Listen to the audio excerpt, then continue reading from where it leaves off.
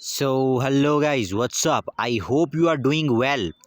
सो इस वीडियो में हम डिस्कस करने वाले हैं सब्स्टिट्यूशन न्यूक्लियोफिलिक यूनिमोलिकुलर रिएक्शंस के बारे में, जिनको कि हम शॉर्ट में S1N रिएक्शंस भी कहते हैं।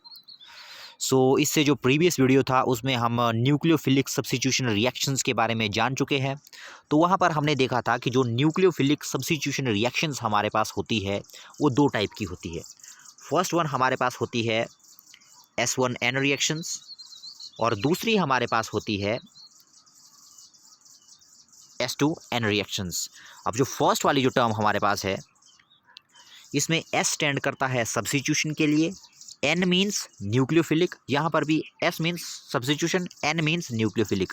इस वन का मतलब यहाँ पर है यूनिमोलिक्यूलर, इसका मतलब है यहाँ पर बाइमोलिक्यूलर। तो यहाँ पर हमने देखा था कि जो न्यूक्लियोफिलिक सब्स्टिट्यूशन रिएक्शंस हमारे पास होती है वो दो टाइप की होती है, और जो SN2 रिएक्शंस है ये हम प्रीवियस वीडियो में देख चुके हैं। तो हमारा जो आज का मोटिव है वो है ये वाली reactions, S1N reactions means substitution nucleophilic unimolecular reactions. ये SN1 रिएक्शंस क्या होती है ये हम यहाँ पर आज डिटेल में कवर करेंगे।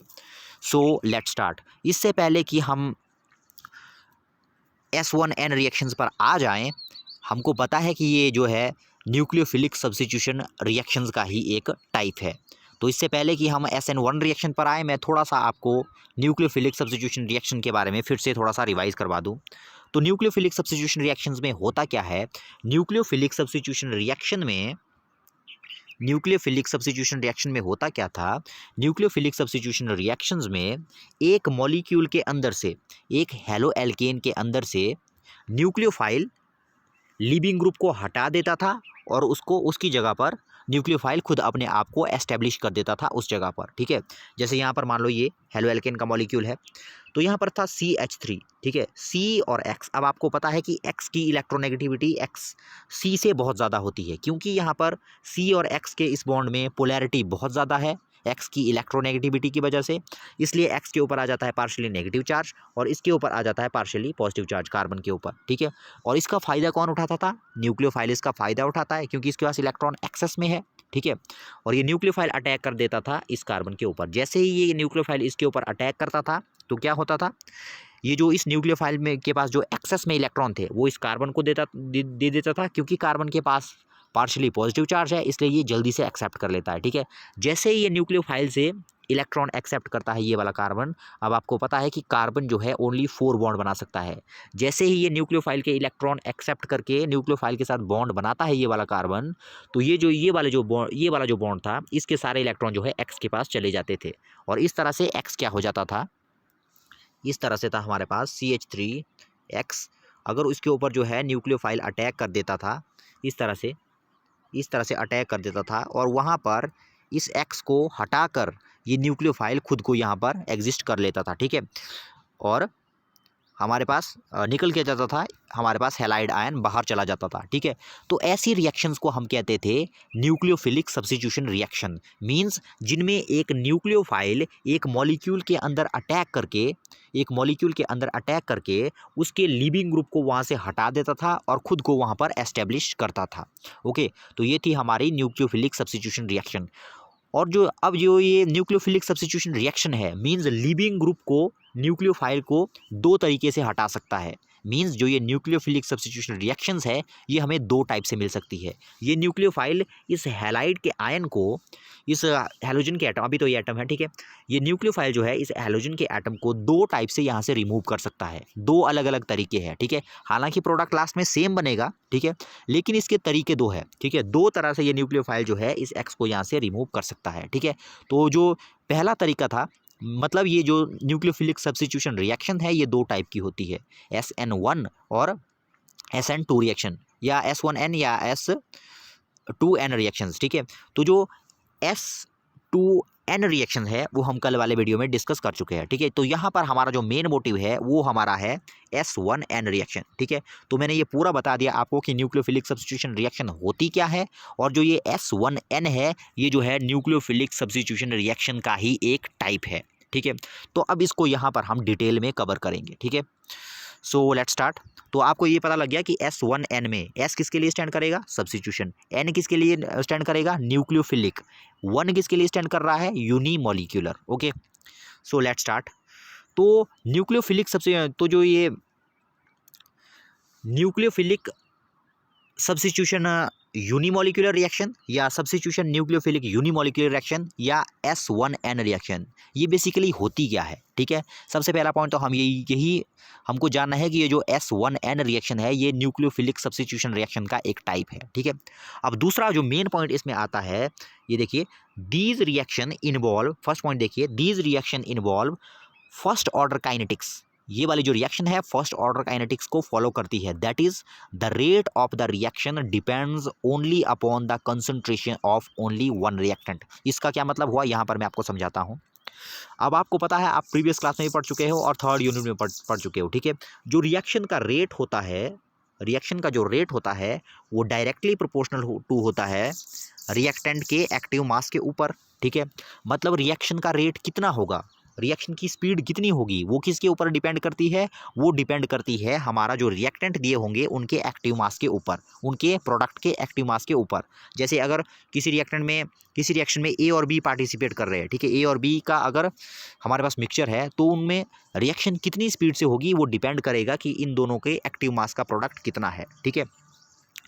तो जो फर्स्ट और जो कल वाली वीडियो हमने देखी थी जिसमें हमने SN2 रिएक्शन को या S2N रिएक्शन को कवर किया था, वहाँ हमने देखा था कि जो SN2 रिएक्शंस होती है उनमें जो है रिएक्शन का रेट दोनों रिएक्टेंट पर डिपेंड करता था। मतलब जितने दो रिएक्टेंट हमारे पास दिए थे, ठीक है, वहाँ पर जो रिएक्शन का रेट था वो दोनों पर डिपेंड कर रहा है, ठीक है। तो यहाँ पर आपको इस नाम के साथ समझना है। तो इसका नाम क्या है जो हमने लिया है, S1N रिएक्शन, ठीक है। तो यहाँ पर ये N का मतलब, इस 1 का मतलब आपको समझना है। S का मतलब आपको पता है कि सब्स्टिट्यूशन मतलब उस लीविंग ग्रुप को वहाँ से हटाना है और खुद न्यूक्लियोफाइल वहाँ पर सब्स्टिट्यूट हो जाएगा, ठीक है। N का मतलब है न्यूक्लियोफाइल, ठीक है, न्यूक्लियोफिलिक अटैक जो हो रहा है, ठीक है, न्यूक्लियोफाइल। 1 किसके लिए यहाँ पर है, 1 का मतलब क्या है।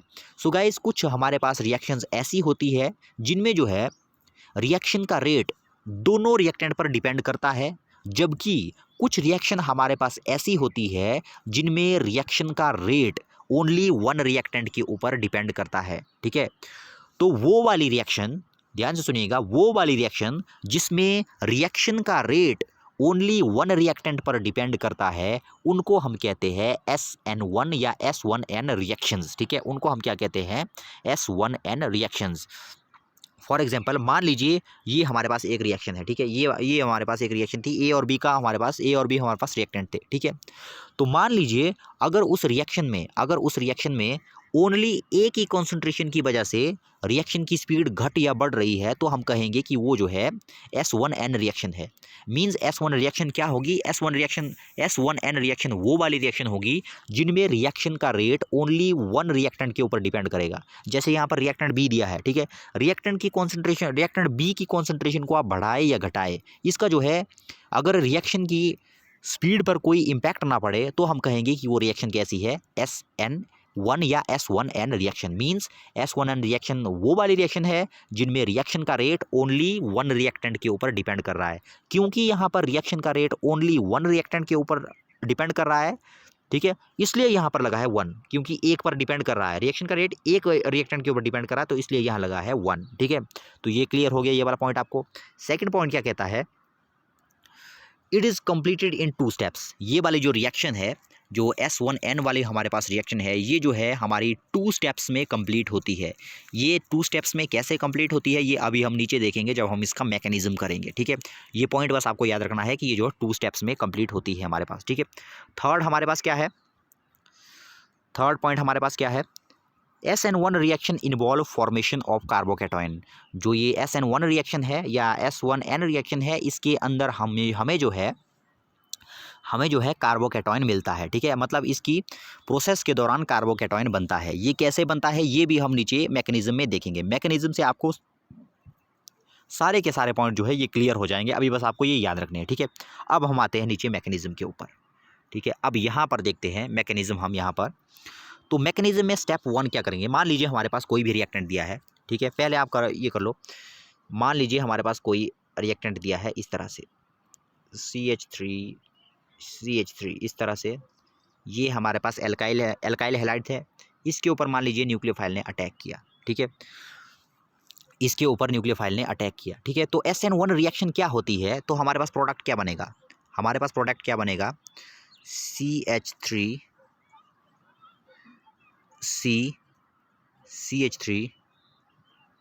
CH3 ये न्यूक्लियोफाइल है यहाँ पर, ये न्यूक्लियोफाइल खुद को एडजस्ट कर लेगा, ठीक है, और जो है हैलाइड आयन हमारा क्या हो जाएगा, बाहर निकल जाएगा इस तरह से, ठीक है। तो हमें पता है कि प्रोडक्ट ये बनेगा, प्रोडक्ट ये बनेगा, ठीक है, चाहे S1N रिएक्शन हो चाहे S2N रिएक्शन हो, प्रोडक्ट तो यही बनेगा, ठीक है, प्रोडक्ट तो यही बनेगा, दोनों ही केस में प्रोडक्ट यही बनेगा। लेकिन जो स्टेप्स है, लेकिन जो रास्ता है बनने का वो अलग अलग होगा। SN1 में दूसरा रास्ता फॉलो होगा, जबकि SN2 में जो है अलग रास्ता फॉलो होगा, मतलब S1N में अलग रास्ता होगा, S2N में अलग रास्ता होगा, मतलब मैकेनिज्म इनका अलग अलग है दोनों रिएक्शंस का, ठीक है, हालांकि प्रोडक्ट दोनों में सेम बनेगा, ठीक है। तो यहाँ पर हमको देखना है S1N रिएक्शन का मैकेनिज्म, ठीक है। तो हमें क्या देखना है, जो रिएक्टेंट है, जो हमारे पास ये एल्काइल हैलाइड है, उसके ऊपर SN1 रिएक्शन में, SN1 रिएक्शन की मैं बात कर रहा हूँ, SN1 रिएक्शन में जो है न्यूक्लियोफाइल सीधे एल्काइल हैलाइड के ऊपर अटैक नहीं करता, ठीक है। एल्काइल हैलाइड में अपने आप कुछ चेंजेस होती है SN1 रिएक्शन में, वो कैसे होते हैं यहाँ पर समझते हैं ज़रा। तो यहाँ पर क्या होगा, स्टेप नंबर फर्स्ट, तो सबसे पहले हम लिखेंगे S1N रिएक्शन के स्टेप नंबर फर्स्ट को, ठीक है, स्टेप नंबर फर्स्ट कर दो यहाँ पर, स्टेप नंबर फर्स्ट। तो स्टेप नंबर फर्स्ट में हमारे पास क्या होगा, मान लीजिए हमारे पास कोई एल्काइल हैलाइड था, CH3, ठीक है, ये स्टेप नंबर फर्स्ट है, ठीक है। तो जो S1N रिएक्शन हमारे पास होती है, S1N रिएक्शन में क्या होता है, इसमें सीधे न्यूक्लियोफाइल जो है सीधे अटैक नहीं करता, इसमें पहले एल्काइल हैलाइड में अपने आप कुछ चेंजेस होते हैं, मींस S1N रिएक्शन में अपने आप ही इनके अंदर कुछ चेंजेस होते हैं बिना कोई अटैक किए ही, ठीक है। जब इनके अंदर वो चेंज होते हैं उसके बाद न्यूक्लियोफाइल आता है, ठीक है, सीधे न्यूक्लियोफाइल नहीं आता, पहले इसमें खुद चेंज होता है, ठीक है। क्या चेंज होता है वो यहाँ पर हम देखते हैं, ठीक है। अब हमको पता है कि जो C और X है यहाँ पर, इनकी पोलैरिटी जो है, C और इस X की पोलैरिटी जो है इस बॉन्ड की बहुत ज़्यादा है। C की इलेक्ट्रोनेगेटिविटी कम है, जबकि X की इलेक्ट्रोनेगेटिविटी ज़्यादा है। और हमें पता है कि इलेक्ट्रोनेगेटिविटी जितनी ज़्यादा होती है, इलेक्ट्रॉन उस एटम या ग्रुप की तरफ जो है ज़्यादा चले जाते हैं, शिफ्ट हो जाते हैं, ठीक है। इसलिए क्या हो जाता है, इसके ऊपर पार्शली नेगेटिव चार्ज है, इसके ऊपर पार्शली पॉजिटिव चार्ज है, ठीक है। तो यहाँ पर क्या हो जाता है, ये X जो है हैलाइड का जो आयन है, ये जो है सारे के सारे इलेक्ट्रॉन जो है ज़्यादा इलेक्ट्रोनेगेटिविटी के कारण अपने पास खींच लेता है। उससे होता क्या है, उससे हमारे पास ये स्टेप बन जाता है, CH3 पूरी तरह से ले गया, ये X जो है इस वाले बॉन्ड के इलेक्ट्रॉन सारे ले गया, ठीक है। तो यहाँ पर क्या बन जाएगा, कार्बोकैटायन बन जाएगा, क्योंकि C के इलेक्ट्रॉन चले गए इस बॉन्ड में, तो C का हिस्सा भी था, वो सारे के सारे बॉन्ड कौन ले गया, X ले गया। प्लस हमारे पास बाहर क्या निकला, ये जो है C का पॉजिटिव चार्ज है, ठीक है, ऊपर वाला ये प्लस C का पॉजिटिव चार्ज है, प्लस बाहर क्या निकला हमारे पास, X का आयन, ठीक है। तो यहाँ पर देखिए S1N रिएक्शन में न्यूक्लियोफिलिक सब्स्टिट्यूशन जो रिएक्शन थी वो सीधे नहीं हुई, यहाँ पर सीधे न्यूक्लियोफाइल अटैक नहीं करता, यहाँ पर जो है जो पहले हमारे पास ओरिजिनल जो हमारे पास ये दिया है प्रोडक्ट, इसमें खुद पहले कुछ चेंजेस होते हैं, उसके बाद न्यूक्लियोफाइल अटैक करता है, ठीक है ना, SN1 वाले केस में। तो यहाँ पर देखिए जो एल्काइल हैलाइड वाला मॉलिक्यूल था उसमें अपने आप ही चेंज हुआ, अपने आप ही क्या चेंज हुआ, इसमें पहले स्टेप में क्या बना हमारे पास, कार्बोकैटायन। तो ऊपर आप हेडिंग देख सकते हो, step number first, formation of carbocation, और इसके नीचे आपको ये लिखना है, ये वाली पूरी की पूरी प्रोसेस आपको लिखनी है, ठीक है। तो ये हो गया हमारा स्टेप नंबर फर्स्ट, ठीक है। अब हमारे पास ये आपको याद रखना है, पहले स्टेप में हमारे पास क्या बना, कार्बोकैटायन। अब जब यहाँ पर कार्बोकैटायन बना, अब इसके बाद न्यूक्लियोफाइल अटैक करेगा, ठीक है। जब तक कार्बोकैटायन नहीं बना था तब तक न्यूक्लियोफाइल ने अटैक नहीं किया था, जब कार्बोकैटायन बनेगा उसके बाद जो है न्यूक्लियोफाइल अटैक करेगा SN1 रिएक्शन के अंदर, ठीक है। तो दूसरे स्टेप में क्या होगा, फर्स्ट स्टेप हमने देखा तो स्टेप नंबर 2 में क्या करेंगे हम, स्टेप नंबर 2 यहाँ पर देखते हैं हम। तो यहाँ पर अब स्टेप नंबर 2 हम देखते हैं, स्टेप नंबर 2, ठीक है। स्टेप नंबर 2 में क्या होगा, अब हमारे पास कार्बोकैटायन बना था, अब हमारे पास ये कार्बोकैटायन बना था फर्स्ट स्टेप में, ठीक है। फर्स्ट स्टेप में। अब यहाँ पर आप हेडिंग दे सकते हो अटैक ऑफ न्यूक्लियोफाइल। न्यूक्लियोफाइल ऊपर लिखिए न्यूक्लियोफाइल, मतलब अटैक ऑफ न्यूक्लियोफाइल। दूसरे स्टेप में जो है न्यूक्लियोफाइल अटैक करेगा। पहले स्टेप में क्या हुआ, हमारे पास कार्बोकेटॉन बना। दूसरे स्टेप में क्या बनेगा हमारे पास, दूसरे स्टेप में न्यूक्लियोफाइल अटैक करेगा उस कार्बोकेटॉन के ऊपर जो फर्स्ट स्टेप में बना है। ठीक है, तो फर्स्ट स्टेप में हमारे पास ये बना था। ठीक है ना, अब जो है न्यूक्लियोफाइल इसके ऊपर अटैक करेगा। ठीक है, न्यूक्लियोफाइल इसके ऊपर अटैक है। अब देखिए सी के ऊपर क्या है, पॉजिटिव चार्ज। इस न्यूक्लियोफाइल के ऊपर क्या है, नेगेटिव चार्ज। ये न्यूक्लियोफाइल जो है न्यूट्रल स्पीशीज भी हो सकती है। ठीक है, तो इसके पास इलेक्ट्रॉन एक्सेस में है, इसके पास इलेक्ट्रॉन की डेफिशिएंसी है, तो इन दोनों में दोस्ती हो जाएगी। ठीक है, मतलब क्या, ये अपने इलेक्ट्रॉन इसको दे देगा, मतलब ये न्यूक्लियोफाइल इसके ऊपर अटैक कर देगा। ठीक है, तो इससे क्या होगा, हमारे पास प्रोडक्ट क्या बनेगा, CH3 और ये न्यूक्लियोफाइल इसके साथ अटैच हो गया। न्यूक्लियोफाइल का नेगेटिव चार्ज हट गया, सी का पॉजिटिव चार्ज हट गया। तो यहाँ पर देखिए हमारे पास प्रोडक्ट क्या बना, ये हमारे पास जो है एंड प्रोडक्ट बन गया। ठीक है, अब देखिए यहाँ पर न्यूक्लियोफाइल ने क्या कर दिया, न्यूक्लियोफाइल ने जो है सब्स्टिट्यूट कर दिया किसको, उस हैलाइड आयन को। जो यहाँ पर हैलाइड का पहले एटम लगा हुआ था उसको सब्स्टिट्यूट कर दिया किसने, न्यूक्लियोफाइल ने। ठीक है ना, तो ये आपने देखा कि जो ये SN1 रिएक्शन है 2 स्टेप में कंप्लीट हुई। फर्स्ट स्टेप में हमने क्या देखा, कार्बोकेटॉन बना, और दूसरे स्टेप में हमने क्या देखा, दूसरे स्टेप में हमने देखा कि न्यूक्लियोफाइल ने उस कार्बोकेटॉन के ऊपर अटैक कर दिया और उस हैलाइड आयन की जगह अपने आप को जो है एस्टेब्लिश किया। ओके, सो ये हो गया हमारा कंप्लीट मैकेनिज्म S1N रिएक्शंस का। इसके बाद आते हैं वेरियस टाइप के हेलो एल्केन्स की रिएक्टिविटी के ऊपर। मतलब जो हमारे पास अलग अलग टाइप के हेलो एल्केन होते हैं उनकी रिएक्टिविटी का ऑर्डर कैसा होता है SN1 रिएक्शन के टूवर्ड्स। ठीक है, मतलब जो जितने भी वेरियस टाइप के हमारे पास हेलो एल्केन है वो किस तरह की रिएक्टिविटी शो करते हैं SN1 रिएक्शन के टूवर्ड्स। ठीक है, तो चलिए स्टार्ट करते हैं। सबसे पहले तो मैं आपको यही बता दूं कि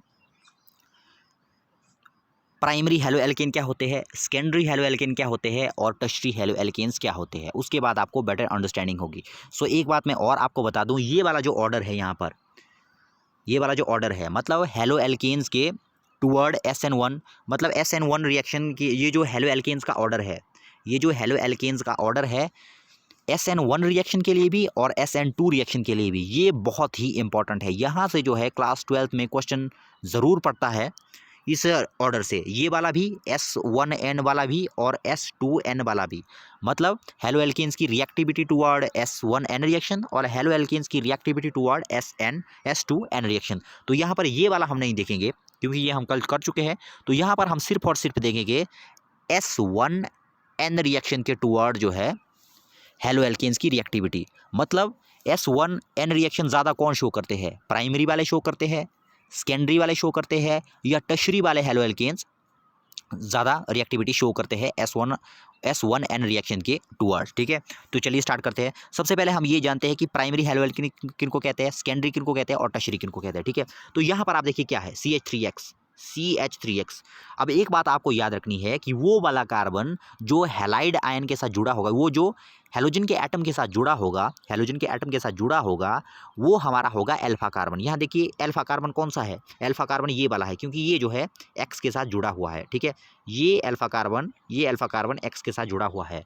अगर हमारे पास अल्फा कार्बन के साथ कोई भी दूसरा एल्काइल ग्रुप नहीं लगा है तब हम उसको कुछ भी नहीं कहेंगे। मतलब ना तो वो प्राइमरी है, ना सेकेंडरी है, ना टर्शियरी है। ठीक है, दूसरा हम लेंगे, अगर मान लीजिए हमारे पास कोई अल्फा कार्बन है, अगर हमारे पास अल्फा कार्बन के ऊपर जो है एक एल्काइल ग्रुप लगा है। ठीक है, अब वो मिथाइल ग्रुप भी हो सकता है, इथाइल ग्रुप भी हो सकता है, कोई और ग्रुप भी हो सकता है। ठीक है, अगर हमारे पास अल्फा कार्बन के ऊपर एक एल्काइल, आर मतलब एल्काइल ग्रुप, अगर हमारे पास अल्फा कार्बन के ऊपर एक एल्काइल ग्रुप लगा है तो हम कहेंगे कि वो है 1 डिग्री हेलो एल्केन। ठीक है, अगर हमारे पास अल्फा कार्बन C है X, अगर हमारे पास अल्फा कार्बन के ऊपर 2 एल्काइल ग्रुप लगे हैं, इस तरह से 2 एल्काइल ग्रुप लगे हैं, तो हम कहेंगे 2 एल्काइल ग्रुप अगर लगे हैं तो हम कहेंगे कि ये वाला हेलो एल्केन कैसा है, ये है सेकेंडरी को 2 डिग्री से भी रिप्रेजेंट करते हैं। ठीक है, अगर हमारे पास जो अल्फा कार्बन है इसके ऊपर अगर हमारे पास 3 एल्काइल ग्रुप दिए है इस तरह से, तीन एल्काइल ग्रुप अगर इसके साथ जुड़े हैं तो हम कहेंगे कि ये जो है टर्शरी हेलो एल्केन है। अब हम देखेंगे कि इनकी रिएक्टिविटी SN1 रिएक्शन के टुवर्ड कैसी है। मतलब इन तीनों हेलो एल्केन में से, तीनों नहीं चारों, क्योंकि ये जो फर्स्ट वाला है इसको हम 0 डिग्री भी कह सकते हैं, क्योंकि इसमें जो है ये ना तो 1 डिग्री है, ना 2 डिग्री है, ना 3 डिग्री है। क्योंकि जैसे ये देखिए CH3, इसमें जो तो है, इसमें जो है CH3X में क्या है, ये जो मिथाइल हैलाइड है ये अलग ही है, ये ना प्राइमरी है, ना सेकेंडरी है, ना टर्शरी है। क्यों नहीं है? क्योंकि यहाँ पर जो एल्फा कार्बन है, यहाँ जो अल्फा कार्बन है उसके साथ जो है कुछ भी नहीं लगा है, उसके साथ जो है एक भी एल्काइल ग्रुप नहीं लगा है, यहाँ तो हाइड्रोजन ही हाइड्रोजन है। ठीक है, प्राइमरी के लिए क्या इंपॉर्टेंट है? प्राइमरी के लिए ज़रूरी है कि कम से कम एक हैलाइड, एक जो है एल्काइल ग्रुप तो हमारे पास लगा ही होना चाहिए। ठीक है, तो अब हम देखते हैं रिएक्टिविटी का ऑर्डर। ठीक है, अब रिएक्टिविटी का ऑर्डर को बताने से पहले मैं आपको बता दूं कि ये जो रेट डिटर्मिनिंग स्टेप होता है S1N रिएक्शन में, वो होता है कार्बोकैटायन का बनना। ठीक है, जैसे हमने स्टेप 1 में देखा, देखो। ठीक है, तो जैसे ये है हमारे पास, मान लीजिए CH3X। ठीक है, अब जो ये रिएक्शन है न्यूक्लियोफाइल अटैक करेगा, क्या बन जाएगा हमारे पास? CH3 nucleophile plus X negative. ठीक है, तो रिएक्शन जो यहाँ पर ये बॉन्ड टूटेगा ना, ये जो बॉन्ड टूटेगा, ठीक है, ये जो बॉन्ड टूटेगा, ये जो कंप्लीट हमारे पास ये प्रोसेस होगी, कंप्लीट जो हमारे पास ये रिएक्शन है, ये सारी की सारी रिएक्शन डिपेंड कर रही है कि हमारा ये वाला बॉन्ड कितनी जल्दी टूटेगा, मतलब कार्बोकैटायन कितनी जल्दी बनेगा। जिस प्रोडक्ट के अंदर कार्बोकैटायन जितनी जल्दी बनेगा वो रिएक्शन उतनी ही जल्दी होगी। ठीक है ना, फिर से सुनिए, जिस प्रोडक्ट में कार्बोकैटायन जितनी जल्दी बनेगा वो रिएक्शन उतनी ही फास्ट होगी। ठीक है, फॉर एग्जांपल यहाँ पर हम देखते हैं, मान लीजिए यहाँ पर लास्ट से हम स्टार्ट करते हैं, 3 डिग्री से स्टार्ट करते हैं। ठीक है, 3 डिग्री से स्टार्ट करते हैं। ठीक है, तो 3 डिग्री अगर हम ले, मतलब 3 डिग्री मतलब टर्शरी वाला R3CX, यहाँ देखिए C के साथ कितने R लगे हुए हैं? 3R। ठीक है, इस तरह से C, एक R, दूसरा R ये, तीसरा R ये। ठीक है, तो मैं क्या कह रहा हूँ कि जो रेट डिटर्मिनिंग स्टेप होता है S1N रिएक्शन में, वो होता है कि यहाँ पर कार्बोकैटायन कितनी जल्दी बनेगा। अब हमको देखना है कि कार्बोकैटायन किस वाले में सबसे जल्दी बन रहा है, 1 डिग्री वाले में सबसे जल्दी बन रहा है, 2 डिग्री वाले में सबसे जल्दी बन रहा है, या 3 डिग्री वाले में सबसे जल्दी बन रहा है। ठीक है, सीधी सी बात है, जहाँ पर कार्बोकैटायन सबसे जल्दी बनेगा वहाँ पर न्यूक्लियोफाइल सबसे जल्दी अटैक करेगा। ठीक है, अब हमें ये देखना है कि कार्बोकैटायन जो है सबसे जल्दी किस में बनेगा। ठीक है, सबसे जल्दी किस में बनेगा, यहाँ पर हम लिख लेते हैं फर्स्ट वाले का एग्जाम्पल, पहले प्राइमरी वाला लिखते हैं, RCH, ऊपर भी H, और इधर हमने ले लिया X। ठीक है, यहाँ पर हमने लिया RC, ये लिया हमने सेकेंडरी वाला, ये हमने सेकेंडरी वाला लिया, ये हमने सेकेंडरी वाला लिया। अब एक टर्शरी वाला लेते हैं, RCRRX। अब इन तीनों को आप कंपेयर करेंगे। ठीक है, अब सोच के देखिए कि कार्बोकैटायन सबसे जल्दी किस में बनेगा। ठीक है, सोच के देखिए कि अब कार्बोकैटायन किस में बनेगा। ठीक है, अब चलिए बना दिया हमने, इनका कार्बोकैटायन बना दिया, चलो इसको हटा दो, इसको हटा दो, X को हमने हटा दिया। मान लो X जो है C के इलेक्ट्रॉन चुरा के भाग गया। ठीक है, मान लो, बना लो, 1 मिनट के लिए बना लो कार्बोकैटायन। ठीक है, हमने बना लिया कार्बोकैटायन, अभी हम देखेंगे, बना लिया हमने कार्बोकैटायन। ठीक है, ये बना लिया हमने, 1 मिनट, यहाँ पर मान लीजिए हमने जो है कार्बोकैटायन, इसको चूज़ करते हैं, यहाँ पर मान लीजिए हमने कार्बोकैटायन बना दी, इसके ऊपर भी बना दिया, इसके ऊपर भी बना दिया, इसके ऊपर भी बना दिया। ठीक है, तो अब आपको क्या लगेगा, अब आपको क्या लग रहा है कि सबसे पहले कौन सा कार्बोकैटायन बनेगा। ठीक है, एक बात और आप मेरी याद रख लो, इस वर्ल्ड के अंदर वो चीज़ें बहुत जल्दी बनती हैं जो स्टेबल होती है। ध्यान से सुनना, वो चीज़ें हमारे इस वर्ल्ड के अंदर जल्दी बनती है जो ज़्यादा स्टेबल होती है। ठीक है ना, जो ज़्यादा स्टेबल चीज़ें होती है हमारे इस वर्ल्ड के अंदर वो बहुत जल्दी होती है। ठीक है, अब हम देखेंगे कि स्टेबिलिटी किस चीज़ की है, किस वाले कार्बोकैटायन की सबसे ज़्यादा है। जो कार्बोकैटायन सबसे ज़्यादा स्टेबल होगा मतलब वो सबसे जल्दी बनेगा, क्योंकि हमें पता है कि सबसे जल्दी वही चीज़ें बनती है जो ज़्यादा स्टेबल होती है। ठीक है, अब हमें इनकी स्टेबिलिटी देखनी है कि स्टेबिलिटी, अब कार्बोकैटायन तो सभी में बनेगा, प्राइमरी में बनेगा, सेकेंडरी में बनेगा और टर्शरी में बनेगा। ठीक है, लेकिन अब हमें देखना है कि जल्दी कौन बना है। अब जल्दी, सीधी सी बात है, जल्दी वही बना होगा जो ज़्यादा स्टेबल होगा। ठीक है, अब हम देखेंगे कि ज़्यादा स्टेबिलिटी किसकी है। ठीक है, ज़्यादा स्टेबिलिटी अब हम देखेंगे कि किसकी है। ठीक है, अब आपको पता है कि जो R है, जो आर है हमारे पास, आर क्या है हमारे पास, आर का मतलब क्या है, आर का मतलब है एल्काइल ग्रुप। अब आपने जो है पिछली क्लास में जो है इंडक्टिव इफेक्ट के बारे में पढ़ा है, +1 प्लस आई इफेक्ट और -I इफेक्ट के बारे में, ठीक है। तो यहाँ पर जो ये आर है, यहाँ पर इंडक्टिव, अब आपको पता है कि कुछ ऐसे ग्रुप होते हैं हमारे पास जिनके पास इलेक्ट्रॉन को रिलीज करने की कैपेसिटी होती है। मतलब कुछ हमारे पास ग्रुप ऐसे होते हैं जो अपने जो इलेक्ट्रॉन को पुश करने की कैपेसिटी रखते हैं, मतलब अपने से दूर ले जाते हैं। और कुछ ग्रुप हमारे पास ऐसे होते हैं जो इलेक्ट्रॉन को अपनी तरफ खींचने की कैपेसिटी रखते हैं, ठीक है। अब जो ये आर ग्रुप हमारे पास है, ये प्रीवियस क्लासेस में हम अच्छी तरह से पढ़ चुके हैं कि जो ये आर ग्रुप है, एल्काइल ग्रुप है, इनके पास इलेक्ट्रॉन को देने की बहुत ज़्यादा कैपेसिटी होती है। मतलब अगर ये चेन में लगे होते हैं तो ये इलेक्ट्रॉन को जो है आगे के लिए डोनेट कर लेते हैं, ठीक है। इससे क्या हो जाता है, यहाँ देखिए आर आर आर आर, ये तीनों आर, हालांकि तीनों केसेस में जो है कार्बन के ऊपर पॉजिटिव चार्ज है, लेकिन हम देख रहे हैं कि इस पॉजिटिव चार्ज को न्यूट्रल करने, अब आर के ऊपर हमको पता है कि आर के ऊपर तो इंडक्टिव इफेक्ट है, आर जो है इंडक्टिव इफेक्ट शो करता है। इंडक्टिव इफेक्ट की वजह से इलेक्ट्रॉन जो है सी की तरफ जा रहे हैं, ठीक है, सी की तरफ जा रहे हैं, ठीक है।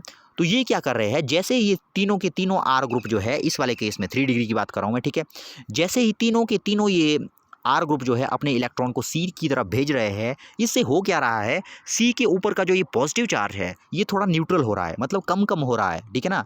यहाँ पर ये जो पॉजिटिव चार्ज है ये कम कम हो रहा है। क्यों हो रहा है कम कम, क्योंकि यहाँ से देखिए इलेक्ट्रॉन 3 जगह से इसको मिल रहे हैं, ठीक है। मतलब ये वाला बहुत स्टेबल है। अब देखिए इसमें जो है कार्बन जो है बहुत ज़्यादा न्यूट्रल हो गया, अब लगभग न्यूट्रल हो गया, ठीक है ना, क्योंकि इसको 3 जगह से इलेक्ट्रॉन की सप्लाई मिल रही है, ठीक है। मतलब ये काफ़ी हद तक स्टेबल हो गया, मतलब अनस्टेबल नहीं रहेगा, उतना अनस्टेबल नहीं रहेगा, क्योंकि इसमें इसको जो है इसकी भूख को शांत कर रहे हैं ये आर वाले ग्रुप, ठीक है। आर वाले ग्रुप इसकी भूख को शांत कर रहे हैं, और जितनी भूख शांत होगी उतना ही ये जो है स्टेबिलिटी गेन करेगा, ठीक है। अब दूसरी बात हम, ओहो दोबारा बनाना पड़ेगा, यहाँ देख लो दोबारा से, यहाँ था हमारे पास सी आर आर, ये था हमारे पास कार्बोकेटायन हमने सीधे बनाए थे, ये था हमारे पास सी के ऊपर कार्बोकेटायन बनाया था आर आर, ये हम डिस्कस कर चुके हैं, तो इसको मैं यहाँ पर बना लेता हूँ, ठीक है। ये था टर्शरी वाला, ये था 3 डिग्री वाला, ठीक है। बात करते हैं अब 2 डिग्री वाले की, तो 2 डिग्री में क्या था, सी कितने ग्रुप लगे होंगे, आर ग्रुप 2 ग्रुप लगे होंगे, ठीक है। अब यहाँ क्या लगा है, एक एच, यहाँ पर क्या था, यहाँ पर है पॉजिटिव चार्ज इसके ऊपर, ठीक है।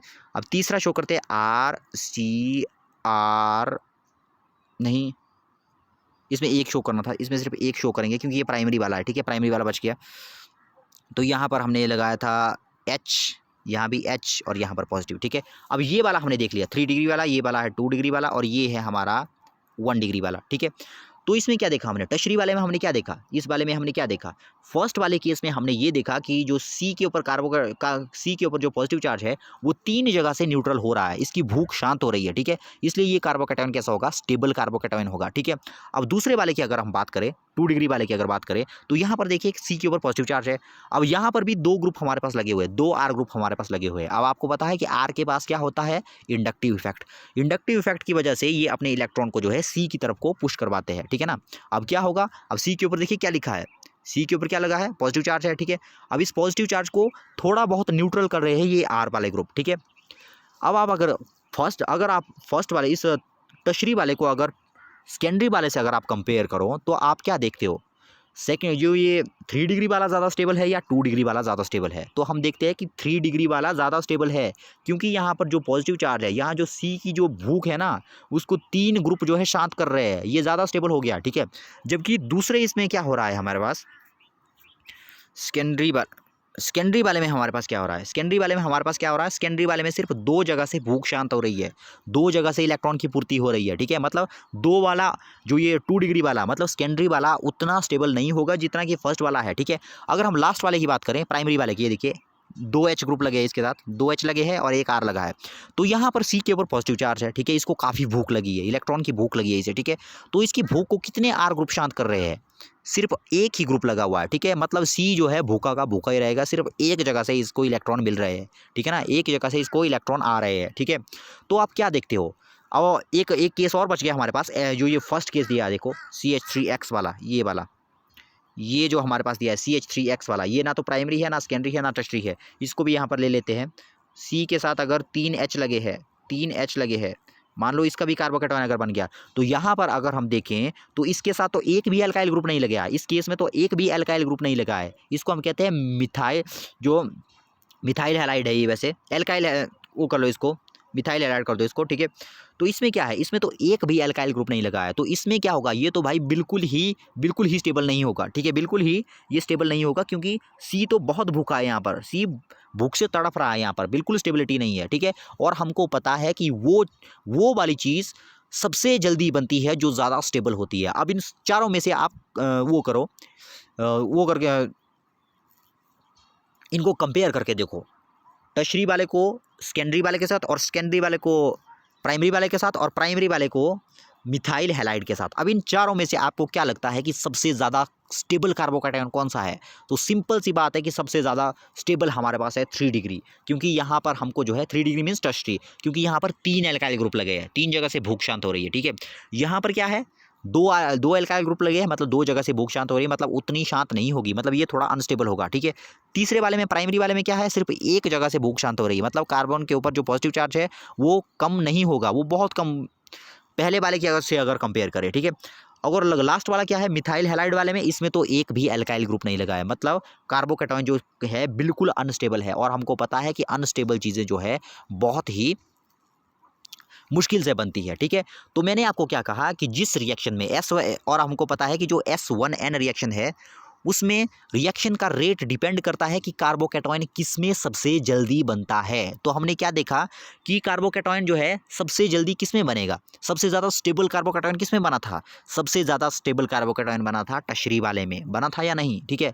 उससे कम किसमें बना था, सेकेंडरी वाले में, उससे कम किसमें बना था, प्राइमरी वाले में, और सबसे कम स्टेबल कार्बोकेटायन कहाँ पर था, बना था मिथाइल हैलाइड में हमारे पास बना था, ठीक है।